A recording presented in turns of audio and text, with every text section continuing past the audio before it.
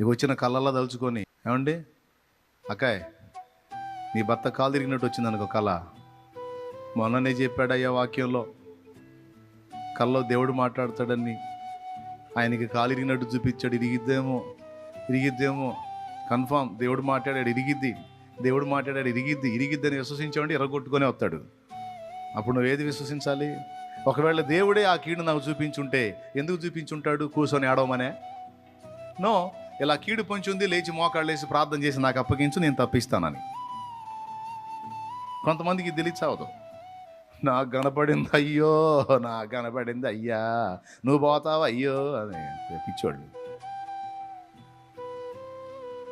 కూర్చొని ఏడవమని కాదు, బోని మొత్తుకోమని కాదు, మోకాళ్ళు వేసి సంభవింపనై ఉన్న కీడు తప్పించమని ప్రార్థన చేసి దేవునికి అప్పచెప్తే కథమిక దాన్ని తప్పిస్తాడు.